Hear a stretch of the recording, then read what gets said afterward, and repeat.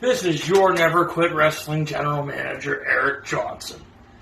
And I see that there's some complaints out there on social media by a couple of the wrestlers. Some go by the name of Rob Roberts, TJ Tucker, and Andy Doss. Well, I guess I'll get started with the Juggalos, the JWO. Why did I roll in during the finals of the Trail to the Title tournament and count Rob Roberts' shoulders 1, 2, 3? Well, I guess it all started with the first match of the night of TJ Tucker and Brian Sire. See, I brought the JWO in because I thought, they put on great matches. What I did not expect by the JWO was their vulgarity and their profanity while they were out there. That is totally unacceptable. I have never heard such profanity on a wrestling show in my life. And that, I knew I had to do something about it. I knew one of those two might win, and I figured later that night I had to do something. So in the main event, where Brian Sire and Rob Roberts stand toe-to-toe in the finals to see who the first heavyweight champ of Never Quit Wrestling was going to be, that moment when the referee got struck by a double axe handle from Brian Sire, and he was down.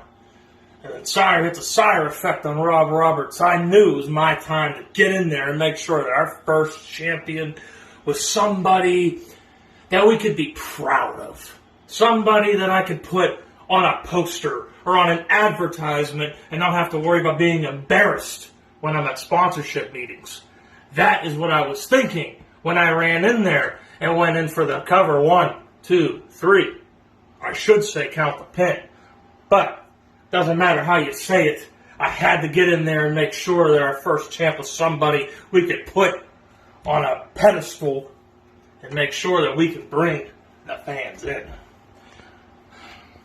I see that the JWO is also threatening me online. I read some of your posts on the comment sections of the Never Quit Wrestling Facebook like page.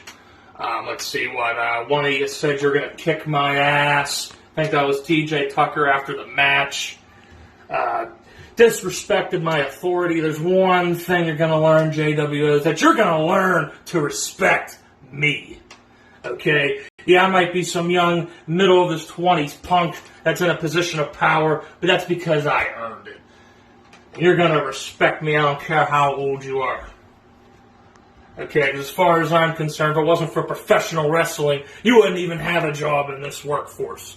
So you lay a hand on me, you will be fired. So, at the next show at Never Quit Wrestling, I want you guys to come looking a bit more formal, something more respectful, and also cleaning up the profanity and the vulgarity. Just a little bit for me.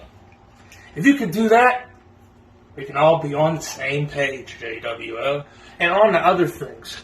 After the show, when we were rudely interrupted by Andy Doss, when we were trying to teach a lesson to the JWO, I had to take Jay Frost to the hospital for his eye, and doctors are trying to fight to save it.